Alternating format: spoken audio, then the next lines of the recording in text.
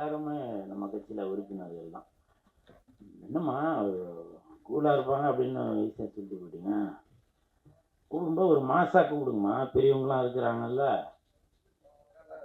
வெள்ளிக்கிழமை நாயகன், YouTube super star, CSK கட்சியின் தலைவர், கூல் சுரேஷ் கட்சியின் தலைவர். என்ன நிஜமாக இருக்காவா?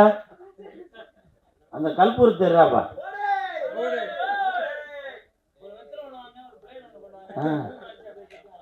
ஆமாம். ஸோ இதெல்லாம் நமக்கு இருக்குமா? அது மட்டும் இல்லை, டாக்டர் கூல் சுரேஷ் இதெல்லாம் இருக்கு. அதனால் அடுத்த தடவை கூப்பிடும்போது கூப்பிடும். உங்கள் பேர் மோகனா. மோகனாக்கு வெந்து தெரிந்தது காடு. மோகனாக்கு வணக்கத்தை போடு. பேய் கொட்டு அந்த படத்தோட ஆடியோ ரிலீஸ்க்கு தான் நான் வந்திருக்கேன். மேடையில் பெரியவங்க முன்னாடி பேசுகிற அளவுக்கு நம்ம அவ்வளோ பெரிய பேச்சாளர் இல்லை. தயவு செஞ்சு நீங்களே ஒரு தடவை கை தட்டிடுங்க. இந்த கைத்தட்டல்கள் அனைத்தும் பேய் கொட்டு அந்த படத்துக்கு தான் போய் சேரும். கொட்டு அப்படின்னாலே உண்மையிலே கொட்டு வாங்கினாக்க அவங்க வளருவாங்க. நான் பேரரசார் படத்தில் கொட்டு வாங்கினதால தான் இன்னைக்கு நான் இந்த இடத்துல வந்து நிற்கிறேன்.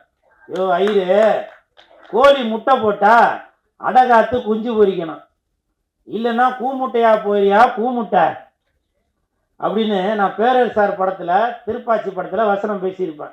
அப்போ நான் அங்கே அவர்கிட்ட கொட்டு வாங்கினதால தான் இன்னைக்கு பேரரசார் இருக்கிற மேடையிலேயே நின்று பேசுகிற அளவுக்கு நான் வளர்ந்துருக்கிறேன். இந்த படம் பேய் கொட்டு. காஞ்சிபுரம்னா பட்டு, இது பேய் கொட்டு. சாப்பிட தேவை தட்டு, இந்த படம் பேய் கொட்டு. இனிப்புனா லட்டு, இந்த படம் பேய் கொட்டு. இப்ப கைய தட்டு.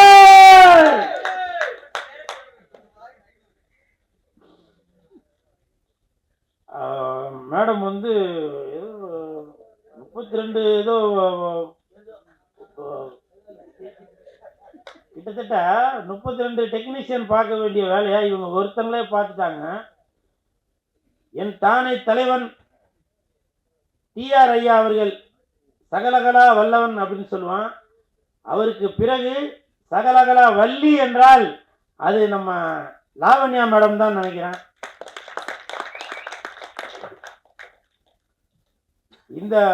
இந்த மாசத்துல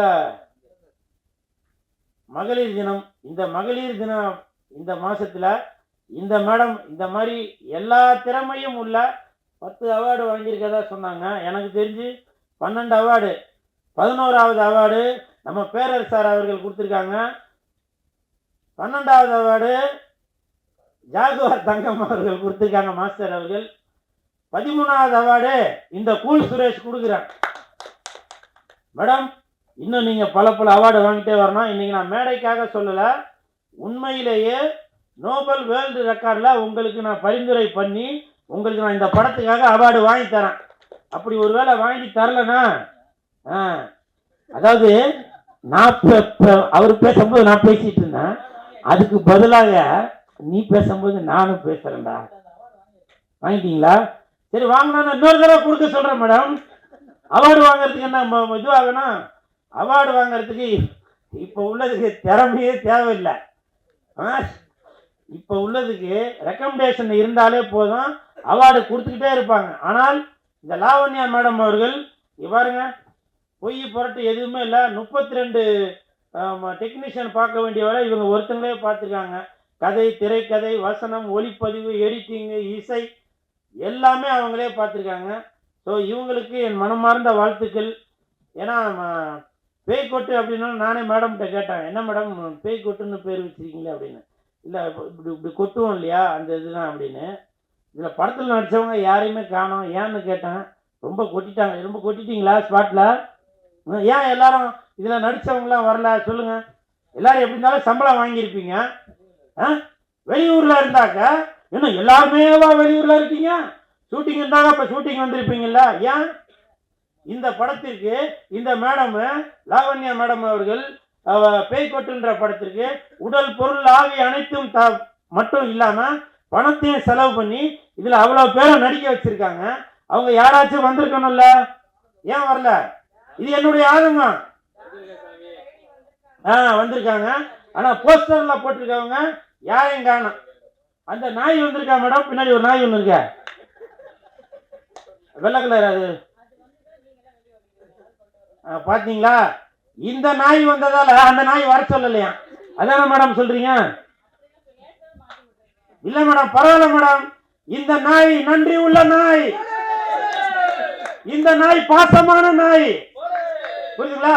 இந்த படத்துல நடிக்காட்டியும் வாழாட்டிக்கிட்டு வந்திருக்க இந்த நாய் எப்பவுமே பாசமும் நேசமும் சினிமாவுக்காக உடல் பொருள் ஆவியும் அனைத்தையும் கொடுக்கிறதா இந்த நாய். கூல் சுரேஷ் என்ற இந்த நாய், புரியுதுங்களா?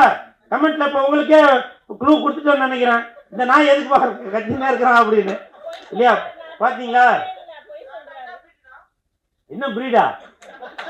எப்பா அதையும் சொல்ல, அதையும் க்ளூ கொடுக்குறேன். டாபர்மேன் சந்தோஷமா?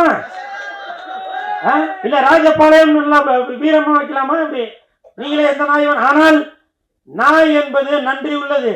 உங்களுடைய வீட்டை எப்படி பாதுகாத்துட்டு இருக்கோ அதே மாதிரிதான் இன்னைக்கு சினிமா இண்டஸ்ட்ரியில வெள்ளிக்கிழமை ஆனாக்க தியேட்டர்ல போய் மக்கள் வரவேற்கிறதுக்காக பாதுகாத்துட்டு இருக்கதான் இந்த கூல் சுரேஷ் என்ற நாய். அது இந்த படத்தோட பேய், புரியுதா?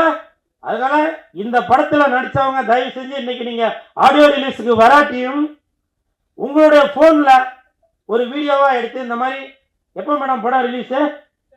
வருகின்ற 21ஆம் தேதி, மார்ச் 21ஆம் தேதி உலகமெங்கும் ரிலீஸ் ஆகிற இந்த பேய்கொட்டுன்ற படத்துல நடிச்சவங்க தயவு செஞ்சு நீங்க வந்து ஒரு செல்ஃபில ஒரு வீடியோவா எடுத்து இந்த படத்தை வந்து பாருங்க அப்படின்னு சொல்லுங்க. நீங்களும் படம் பார்க்கறதுக்கு தியேட்டருக்கு வாங்க, சரிங்களா? நீங்க சொன்னா சரிதாங்க. அதே மாதிரி சிஎஸ்கே கட்சி, கூல் சுரேஷ் கட்சி பேரரசு சார் அவர்கள் சொன்னாங்க, உண்மையிலேயே இது வரைக்கும் நான் பல மேடைகளுக்கு போயிருக்கேன், கம்பேர் பண்றவங்க தான் மேடைக்கு வாங்கன்னு சொல்லுவாங்க. ஆனால் அஜித் சார், விஜய் சார், இன்னும் பல ஜாம்பவான்களை வச்சு இயக்கிய பேரரசு சார் அவர்கள் என்ன மேடைக்கு வாங்க அப்படின்னு சொன்னது, அது வந்து எனக்கு மிகப்பெரிய சந்தோஷம். இன்னைக்கு வந்து அது ரெக்கார்ட் ஆயிருக்கும். எனக்கு பல தலைமுறை தாண்டினாலும் பேரரசு சார் என் பேரை சொல்லி மேடைக்கு வாப்பா அப்படின்னு சொல்லிடுறாரு. ஏன்னா ஒருத்தங்க கை கொடுத்து தூக்கி விட்டாதான் நம்ம அடுத்த கட்டத்துக்கு போக முடியும். அப்படி என்னுடைய பேரை அப்படி என்னுடைய பேரை கூல் சுரேஷ் நீங்க மேடைக்கு வாங்க அப்படின்னு சொல்லிருக்காரு. உண்மையிலேயே அது எனக்கு வந்து ரொம்ப ரொம்ப ரொம்ப ரொம்ப சந்தோஷப்படுறேன். அது மட்டும் இல்ல, என்னுடைய கூல் சுரேஷ் கட்சி, சிஎஸ்கே கட்சி, அப்படி ஒரு கட்சி இருக்கு அப்படின்னு மக்களுக்கு கொண்டு போய் சேர்ப்பதற்கு இன்னைக்கு சாரோட வாயிலிருந்து அந்த பொன்மொழி, அந்த இனிப்பான வார்த்தை வந்திருக்கு. அது வந்து எனக்கு தெரிஞ்சு பிஜேபி கூட கூட்டணியா என்றது தெரியல, ஏன்னா சாரோட வாயில வந்ததுனால. இருந்தாலும் ட்ரம்ப் கூட இருந்தாலும் மக்களுக்கு நன்மைகள் செய்வதற்காக இந்த கூல் சுரேஷ் கட்சி எப்பவுமே காத்து கொண்டுதான் இருக்கும். அப்புறம் நிறைய பேர் சொன்னீங்க திராவிடம் பேர் வச்சு வைப்பாங்க, இல்ல வேற எதனா ஜாதி பேர் வச்சு இப்படிலாம் வைப்பாங்க அப்படின்னு. எதற்காக நான் கூல் சுரேஷ் அப்படின்ற பேரை வச்சிருக்கேன் அப்படின்னாக்கா, எனக்கு மற்றவர்கள் பெயரை வைத்து அந்த வேலை செய்யணும்ன்ற எனக்கு என்ன இல்லைங்க, மக்களுக்கு உழைப்பதற்காக தான் இந்த கூல் சுரேஷ் இருக்கிறேன். அதனாலதான் நாளைக்கு ஏதாவது ஒரு பிரச்சனை என்றாலும் கண்டிப்பாக இந்த கூல் சுரேஷ் தான் வந்து நிற்பேன். நீங்க ஒரு பேர் வச்சிருக்கீங்களே, இறந்தவங்க பேர் வச்சாலும் சரி, இல்ல இறக்காதவங்க பேர் வச்சிருந்தாலும் சரி, அவங்க கல்லறையில் வந்து நின்று உங்களுக்காக போராட போறதில்ல. உடல் பொருள் ஆவி அனைத்தும் உள்ள இந்த கூல் சுரேஷ் வந்துதான் உங்களுக்காக போராட போறது. அதனாலதான் அடுத்தவங்க பேரை வச்சு நான் ஏமாத்த நினைக்கல. என்னுடைய பேரை கூல் சுரேஷ் என்ற பேரை, என் பேரை வைத்துதான் நான் இன்னைக்கு கட்சி ஆரம்பிச்சிருக்கேன். உங்களுக்கு விருப்பம் இருந்தால் இந்த கூல் சுரேஷ் கூட நீங்க கூட்டணி வைக்கலாம். இல்லையா, தனித்து நிற்கிறேன். கூல் சுரேஷ் தனித்து நிற்பேன். என் கூட பல கோடி பேர் இருக்கணும்ன்ற முக்கியம் இல்ல.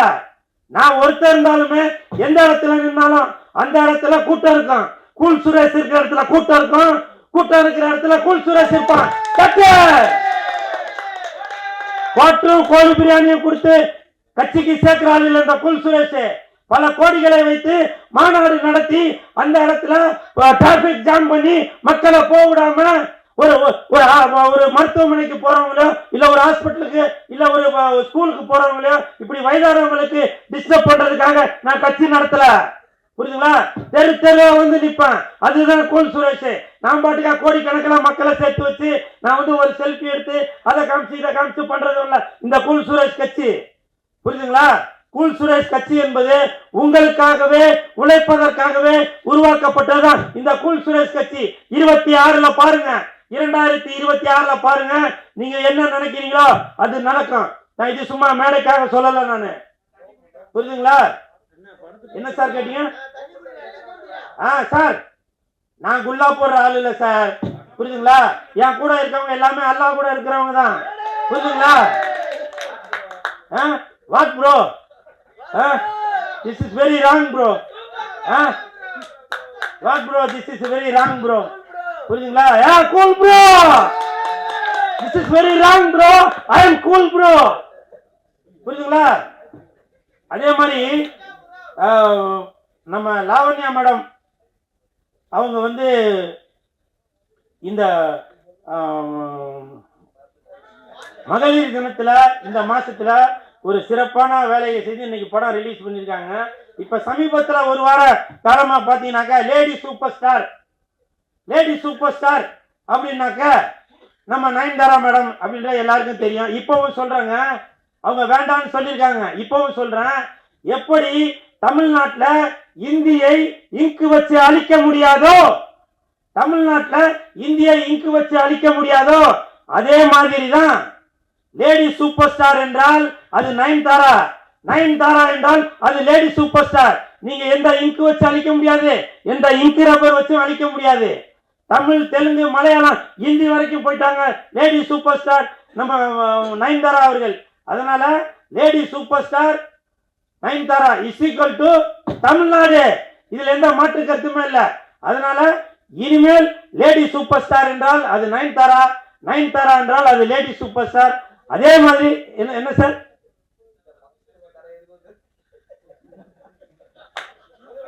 What bro? I am cool bro. This is very wrong bro.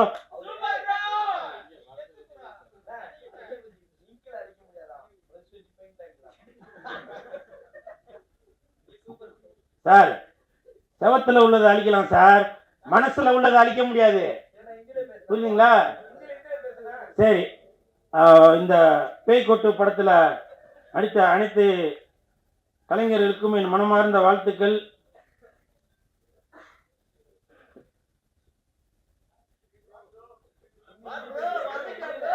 இல்ல ப்ரோ, பேப்பர் காலி ப்ரோ, பேப்பர் காலி. 26ல ஐயா ஜாலி தட்டு. தேங்க்யூ.